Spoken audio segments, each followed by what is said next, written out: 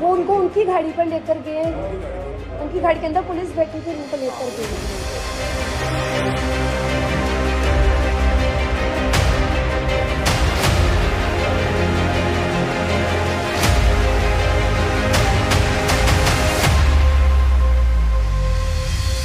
हमारे सारे वकील उन्होंने पकड़ लिए।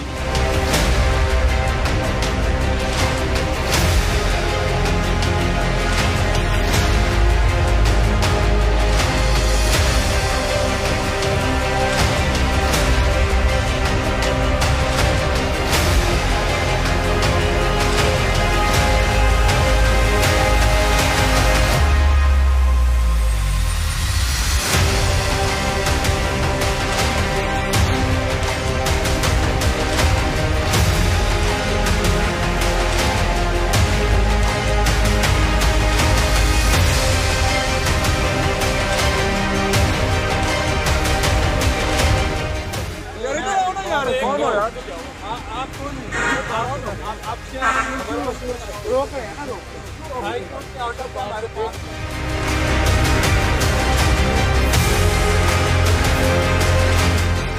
ਕਿਹੜੇ ਕਾਨੂੰਨ ਦੇ ਤਹਿਤ ਪਾਬੰਦੀ ਹੈ ਭਾਈਜਾਨ ਦਾ ਕੀ ਪਾਬੰਦੀ ਹੈ? ਆਪ ਦੋਨੋਂ ਤੁਹਾਨੂੰ ਕੀ ਪਾਉਂਦੀ ਹੈ? ਲਾ ਕਾਨੂੰਨੀਅਤ ਕਿਉਂ ਫੈਲਾਈ ਹੋਈ ਹੈ? ਕਿਉਂ ਬਚਕੰਡਾ ਬਣੇ ਹੋ?